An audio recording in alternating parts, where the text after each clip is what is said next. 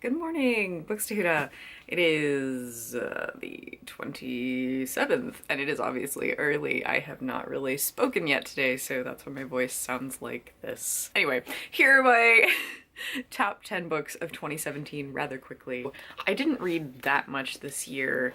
I'm at about 43, 44 books right now. I'm gonna try to get 50 done by the end of the year just because my original goal was 100 books, and that did not work.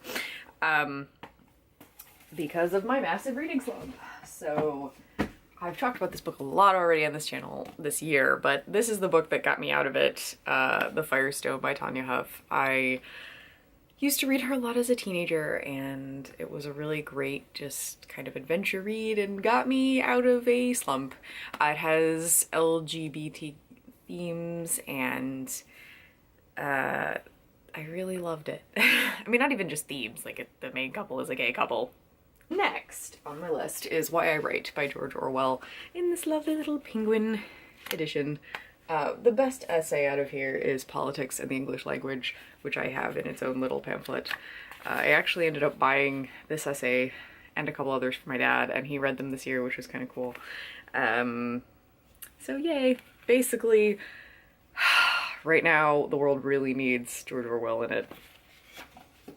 We've got a theme this year about writing, On Writing by Stephen King and his little corgi. Definitely one of my top 10 of this year. I really enjoyed it.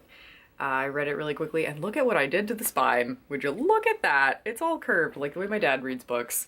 It's very well loved, highly annotated.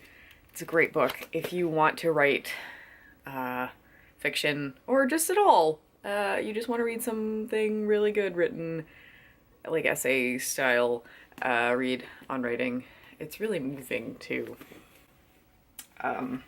Was not expecting that part of it. Thor Ragnarok, one of my top films of the year. So basically, A Gathering of Shadows and A Conjuring of Light are on this list, but I chose A Conjuring of Light to be the single entry because A Conjuring of Light and A Gathering of Shadows are kind of one book. Like, they don't really need to, I mean, if they were one book, they'd be this big, but my love for V.E. Schwab knows no bounds. I don't think we need to talk about it anymore. You're all like, yeah, you really don't. But I love her, and I love this series, and I'm so happy she's writing more. Also on my list is The Hate You Give by Angie Thomas. Wow. It should be required reading. I'm glad it is being read in some schools. It's a Black Lives Matter movement novel for young adults, and it's really great. Really opened my eyes to a lot of things. It's written first person in the eyes of a girl who gets, I mean, her entire life has been mistreatment by white people, but specifically white cops, and I'm not explaining this very well because it makes me uncomfortable, and that's why it's so great. It just really highlights some of the issues that need to be talked about right now, how everything is kind of a big shitstorm, and one girl decides to do something about it. Star, the main character. Absolutely powerful, absolutely amazing. Read it. Also, which I think I read immediately after Kindred by Octavia Butler, recommended to me by Cherish of the Motley News, and blew me away. I read it in 2 days. I read it like anytime I could get a second. It just, the main character transports back in time to, oh no, I'm gonna sneeze. She gets transported back in time to Civil War, a pre-Civil War South, and has to behave like a slave in order to survive, and it again highlights issues, and you'd think that since this was supposed to happen before the Civil War, you know, it wouldn't matter anymore. No, it's absolutely just as, I mean, people. If you like time travel, if you like books that matter, if you love really good sci-fi writing, Kindred. Last book I've read about writing this year is writing fantasy and science fiction. I wasn't sure I wanted to buy this book because I don't agree with Orson Scott Card's ideals, shall we say, but it's a really good resource. And it's, I mean, he did write like the first really long section, but after that everything else is written by a bunch of different fantasy authors, and it's part of the Writing Digest series. Now I am reading Writing Deep Scenes through Action, Emotion, and Theme in the same series, and it's really good. So if you want to write some science fiction and fantasy, I would get this. Like, I'm definitely going to refer to it in the future. You can see all my tabs.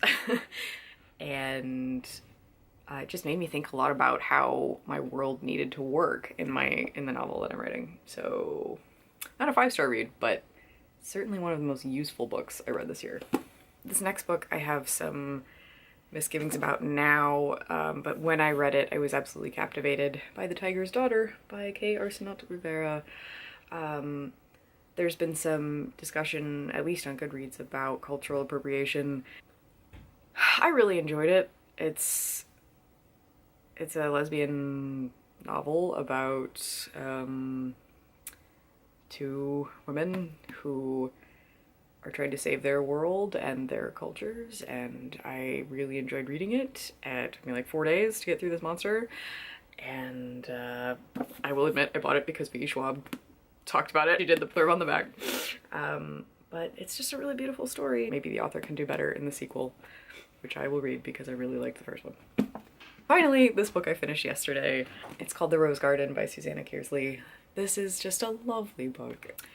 It's another time-traveling book, but it's more romance focused, and it's about loss and deciding where your home is, and finding out who you are, what you want, that kind of thing. It's just really beautiful, and there was like, I don't want to even say, it was just, something took me completely off guard, and it was like, what? So I'm going to start reading today The Named of the Dragon, which is another of her books. It does have kind of an Outlander feel, but not as like life and death. This book takes place in Cornwall, which is another reason I bought this, because of Plutarch, and they mentioned Truro in it, and I was like, Truro! So it's really good, and it's one of those books where it's not like the most important fiction I've ever read, but it was just such an enjoyable experience. It was just a really beautiful, great story. The one thing that I did tell my friends about, like, there's a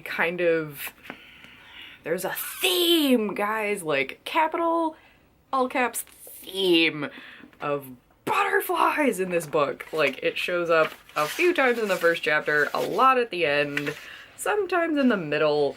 It was a little like, okay, you know, but then again, I do have a master's in English, so maybe I'm a little more aware of theme than other people, than, you know, the average lay reader. But, like, there was this one part where I was like, oh my god, theme, you guys! So, I'm really hoping I enjoy the next book just as much. It's not a series, but they're all kind of like haunting, time travel-y love stories, so I'm into that. So, those are all of the books, no, those are 10 books, my top 10 books of 2017. Who knows, maybe I will still read one that should be on this list, but I figured it is better to have filmed and had something to edit than not to have filmed at all. So thank you for dealing with this voice, and I hope you're having a good end of the year. Bookstuna! Isn't it better to have filmed at all than to not have filmed? What is the thing? Is it better to have loved and lost than never to have loved at all? Yeah, isn't it better to have filmed than not to have anything to edit?